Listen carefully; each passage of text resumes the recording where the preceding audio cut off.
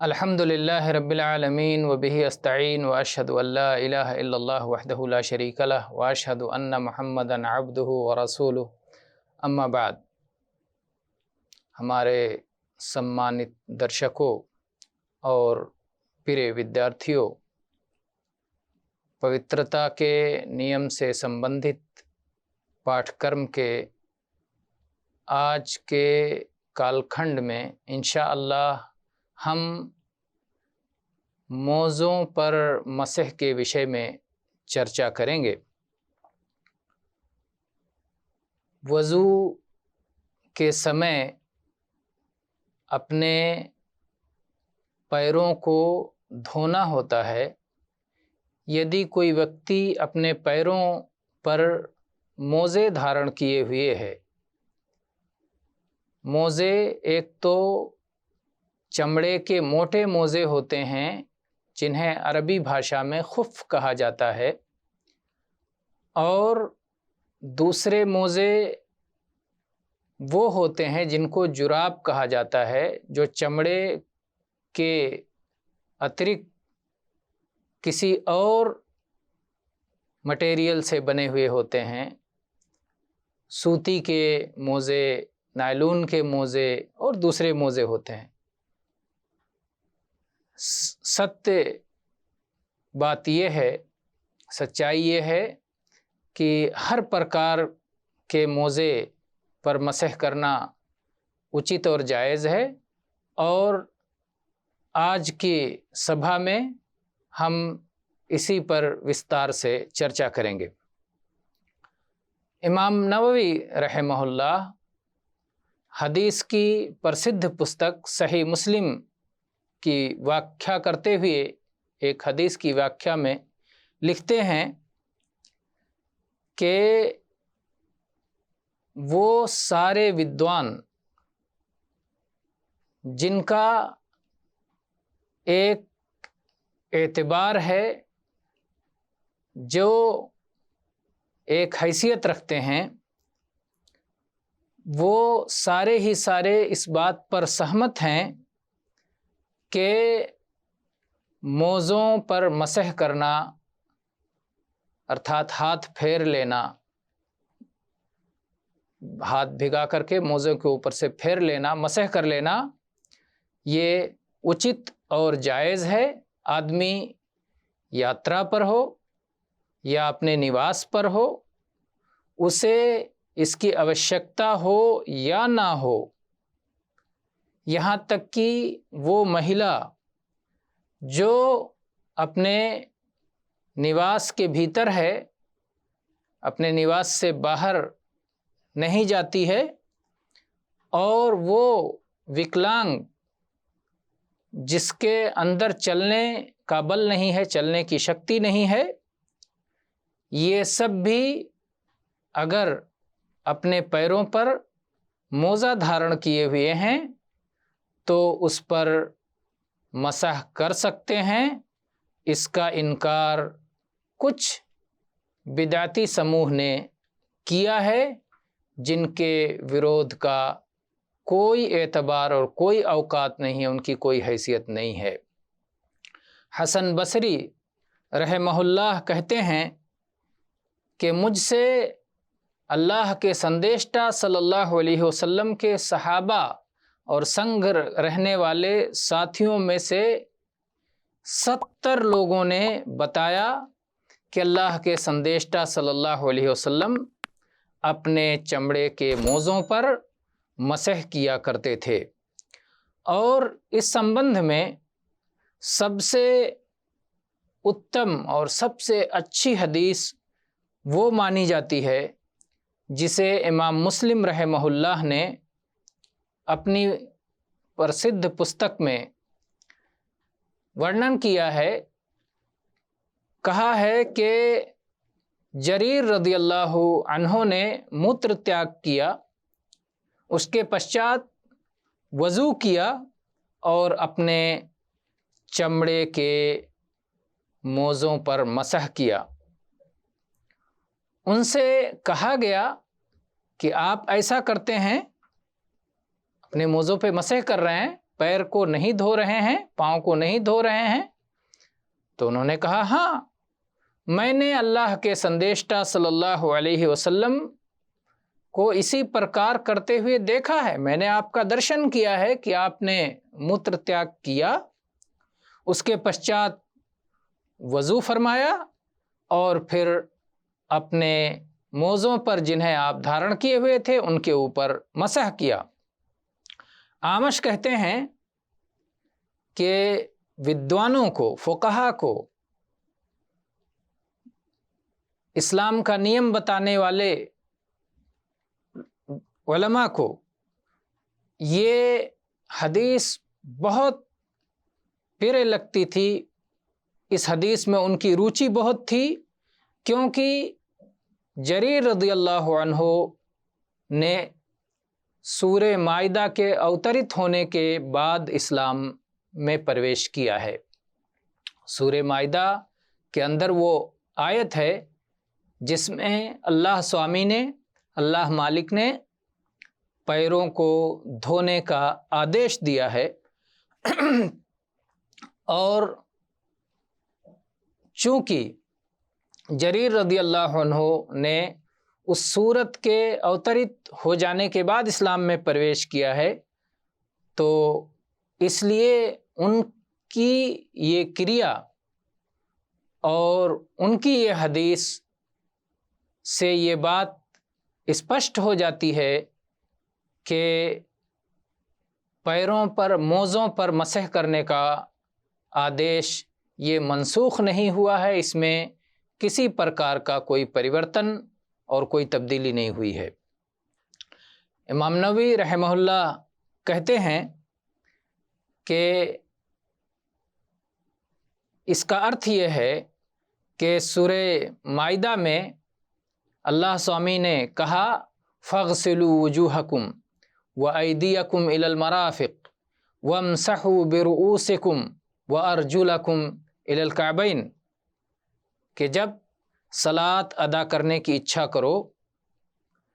تو اس سے پہلے وضو کر لو، اپنے مکھڑے کو دھل لو اور اپنے دونوں ہاتھوں کو کہنیوں سمیت دھو لو اور اپنے سر کا مسح کرو اور اپنے دونوں پیروں کو ٹخنوں سمیت دھو۔ اگر جریر رضی اللہ عنہ کا اسلام میں پرویش کرنا سورہ مائدہ وضو سے سمبندھت اس آیت کے اوترت ہونے سے پرتھم ہوتا تو اس بات کا امکان تھا، ایسا ہونا سمبھو تھا کہ یہ آیت اوترت ہونے کے پشچات آدیش میں پریورتن ہو گیا ہے اور پیروں کا دھونا آوشک کر دیا گیا ہے، انوار کر دیا گیا ہے۔ لیکن چونکہ جریر رضی اللہ عنہ اس آیت کے اوترت ہونے کے پشچات اسلام میں پرویش کیے ہیں، انہوں نے دیر سے اسلام سویکار کیا ہے اور انہوں نے اسلام میں پرویش کرنے کے بعد اللہ کے سندیشٹا صلی اللہ علیہ وسلم کو دیکھا ہے کہ آپ نے اپنے موزوں پر مسح کیا ہے، اس سے یہ بات اسپشٹ ہو جاتی ہے کہ ان کی حدیث پر عمل کیا جائے گا، اور اس حدیث کے دوارا آیت کا ارتھ اسپشٹ ہوتا ہے، اور اس حدیث کے دوارا یہ کہا جائے گا کہ آیت میں پیروں کے دھونے کا جو آدیش ہے وہ ان لوگوں کے لیے ہے جو موزہ دھارن کیے ہوئے نہ ہوں، لیکن اگر کوئی موزہ دھارن کیے ہوئے ہے اور اس نے ان شرطوں کا خیال رکھا ہے، ان بندھوں کا خیال رکھا ہے جو کہ اس کے لیے انوار ہیں، تو پھر وہ مسح کر سکتا ہے۔ واللہ عالم۔ کیا اپبندھ ہیں، کیا شرط ہیں مسح کرنے کے لیے؟ تو مسح کے اچت ہونے کے لیے شرط یہ ہے، اپبندھ یہ ہے کہ وضو کرنے کے پشچات موزوں کو دھارن کیا ہو۔ مغیرہ پتر شعبہ رضی اللہ عنہ سے ورنت ہے، کہتے ہیں کہ میں ایک رات اللہ کے سندیشٹا صلی اللہ علیہ وآلہ وسلم کے ساتھ تھا، اور آپ صلی اللہ علیہ وسلم نے جب وضو کرنا چاہا، آپ کو اچھا ہوئی، تو میں برتن سے پوتر جل آپ کے انگوں پر، وضو کے انگوں پر ڈالتا تھا۔ آپ نے اپنا مکھڑا دھویا، اپنے ہاتھوں کو دھویا، اپنے سر پر مسح کیا، اور پھر میں جھکا کہ میں آپ کے موزے اتار دوں تاکہ آپ اپنے پیروں کو دھو لیں۔ تو آپ صلی اللہ علیہ وآلہ وسلم نے آدیش دیتے ہوئے کہا، رہنے دو، رہنے دو،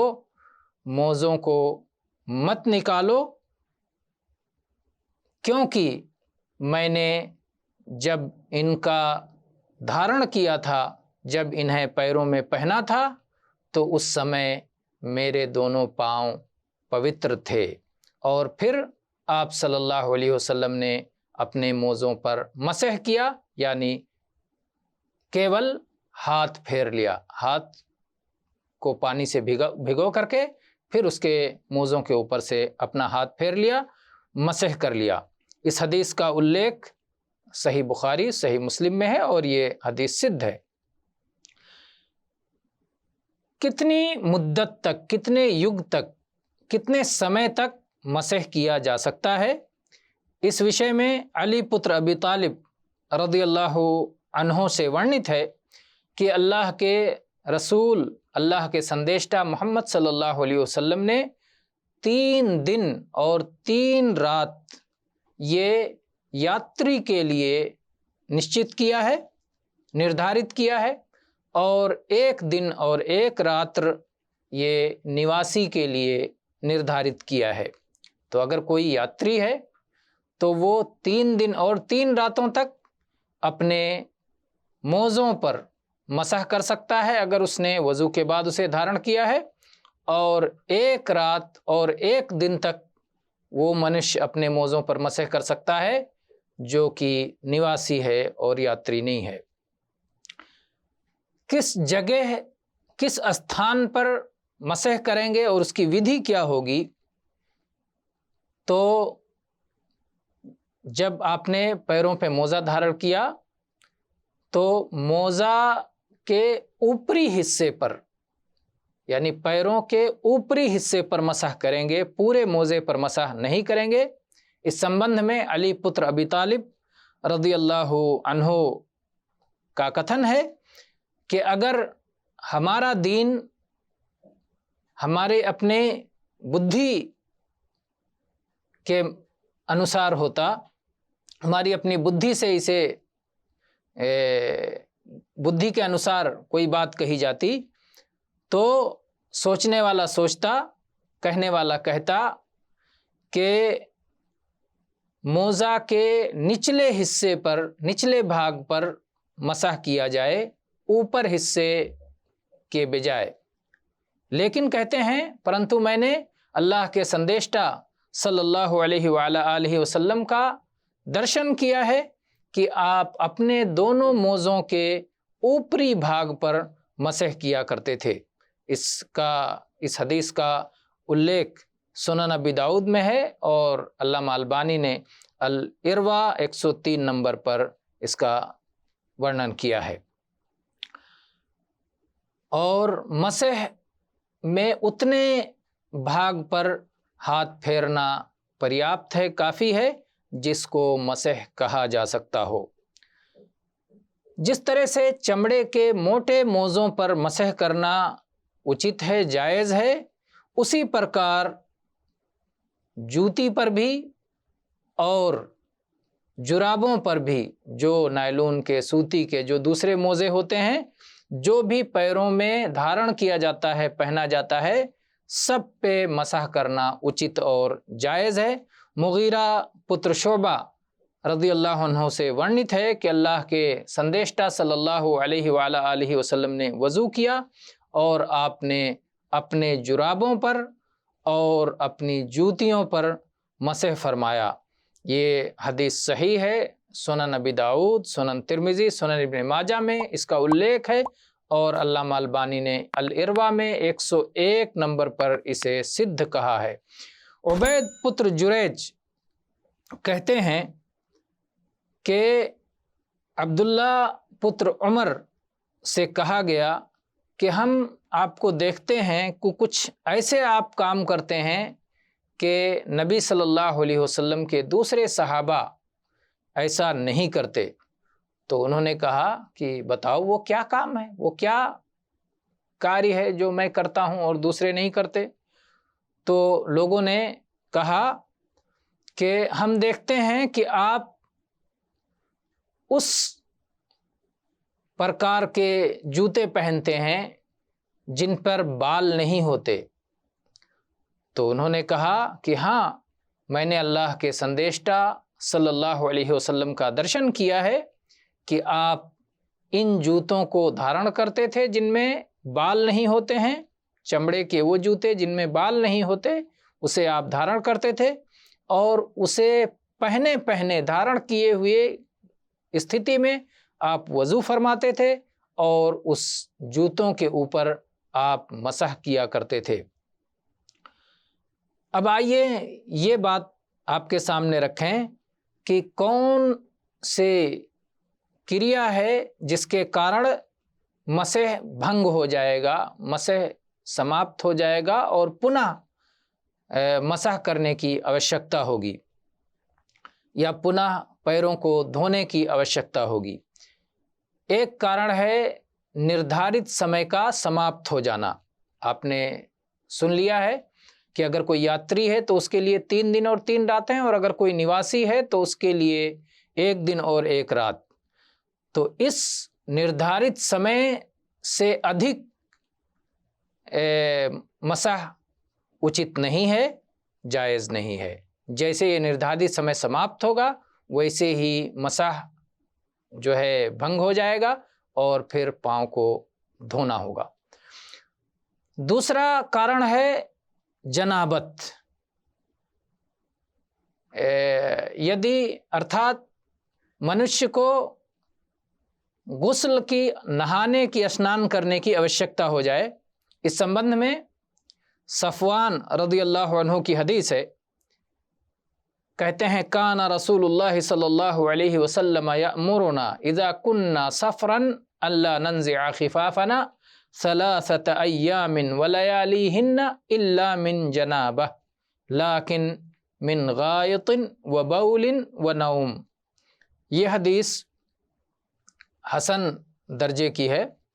और इसका वर्णन इमाम तिरमिज़ी और इमाम नसई ने किया है और अल्लामा अलबानी ने अल इरवा में 104 नंबर पर इसे सिद्ध कहा है। तो सफ़वान रज़ियल्लाहु अन्हु कहते हैं कि अल्लाह के संदेशता सल्लल्लाहु अलैहि वसल्लम हमें आदेश देते थे कि जब हम यात्रा पर हों तो हम अपने धारण किए हुए मोज़ों को 3 दिन और 3 रात्रि तक ना निकालें, परंतु अगर जनाबत की घटना हो जाए, अगर वीर निकल जाए और गुस्ल करना, स्नान करना अनिवार्य हो जाए तो फिर हम उसको निकाल देंगे और फिर गुस्ल करेंगे, पैरों को धोएंगे, पूरे शरीर को धोएंगे तो पैरों को भी धोएंगे। लेकिन अगर कोई मूत्र त्याग करता है या मल त्याग करता है, पेशाब पाखाना करता है या नींद लेता है, निंद्रा लेता है, सो जाता है, तो ऐसी स्थिति में उसे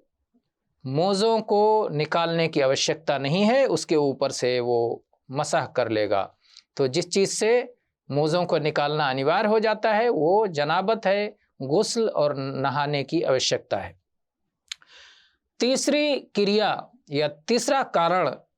जिसकी वजह से मसह करना भंग हो जाता है वो ये है कि जिस پر مسح کیا ہے اس کو پیروں سے نکال دیا جائے۔ اگر آپ نے جوتے پر مسح کیا ہے، آپ نے جوتے نکال دیے، آپ نے موزہ پر مسح کیا ہے، موزہ نکال دیے، تو ایسی صورت میں اب جب دوبارہ اسے دھارن کر لیتے ہیں تو اس پر پہننا آپ کے لیے، اس پر مسح کرنا آپ کے لیے اچت نہیں رہے گا، کیونکہ جب آپ نے اسے نکال دیا اور دوبارہ پہن لیا تو گویا اب آپ نے ایسی استھتی میں ان موزوں کو دھارن نہیں کیا ہے جبکہ آپ کے دونوں پاؤں پوتر تھے۔ ایک بات یہ یاد رہے کہ مدت اور نردھارت سمے سماپت ہونے کے بعد اور ایسے ہی جس وستو پر مسح کیا ہے اسے نکال دینے سے صرف مسح بھنگ ہوتا ہے اور مسح نئے سرے سے پنہ مسح کرنا اس پر اچت نہیں رہ جاتا ہے، یہاں تک کہ آدمی پنہ وضو نہ کر لے اور پنہ اپنے پیروں کو نہ دھو لے، دوبارہ نہ دھارن کرے۔ لیکن اگر جس سمے اس نے موزہ نکالا ہے یا جس سمے اس کا نردھارت یگ سماپت ہوا ہے، نردھارت سمے سماپت ہوا ہے اور اس کا وضو بھنگ نہیں ہوا ہے، تو ایسی استھتی میں اس کا وضو باقی رہتا ہے، وضو بھنگ نہیں ہوتا، اور اس وضو سے جس میں اس نے اپنے موزوں پر مسح کیا تھا، مسح کر کے وضو کیا تھا، وہ وضو سماپت نہیں ہوتا ہے، اور اس کے ذریعے سے سمے سماپتی کے بعد بھی اور موزوں کو اتارنے کے بعد بھی وہ صلاۃ ادا کر سکتا ہے جب تک کہ اس کا وضو بھنگ نہ ہو جائے، وضو ٹوٹنے والی کوئی چیز، اس سے وضو بھنگ ہونے والی کوئی استھتی اس کے سامنے نہ آ جائے۔ اسی پرکار جو آدمی پوترتا پراپت کرنے کے بعد اپنے موزوں کو دھارن کرتا ہے اور پھر ان کے مسح کرتا ہے، اگر اس نے دو دو موزے پہن رکھے ہیں، ایک نیچے پہن رکھا ہے، ایک اوپر پہن رکھا ہے، نیچے والے پر مسح کیا، پھر اس کے بعد دوسرا پہن لیا، پھر اس پر مسح کیا، تو اگر اس نے اوپر والا موزہ اتار دیا تو بھی مدت سماپت ہونے کے بعد وہ اپنے نیچے والے موزے پر مسح کر سکتا ہے، اس لیے کہ اس نے نیچے والا موزہ بھی اس استھتی میں پہنا تھا کہ جب اس کے دونوں پاؤں پوتر تھے۔ ہاں، اگر کسی ویکتی نے ایک ہی موزہ پہنا ہے اور اس پر مسح کر لیا ہے اور پھر اس کے بعد دوسرا موزہ پہنا ہے اور اس پر مسح نہیں کیا ہے، یعنی جب اس کا مسح سماپت ہو گیا، مسح سماپت ہونے کے بعد، وضو سماپت ہونے کے بعد اس نے دوسرا موزہ پہنا ہے، تو ایسی استھتی میں کہا جائے گا کہ اس نے جس سمے دوسرا موزہ دھارن کیا ہے اس سمے اس کے دونوں پاؤں پوتر نہیں تھے، اس لیے اس پر وہ مسح نہیں کر سکتا ہے۔ تو یہ مسح کے سمبند میں چند نیم تھے جو ہم نے آپ کے سامنے پرستت کیے۔ ہمیں آشا ہے کہ ان باتوں سے آپ کو لابھ ہوگا، آپ کا کلیان ہوگا۔ وآخر دعوانا ان الحمد للہ رب العالمین، وصلی اللہ علی نبینا وسلم۔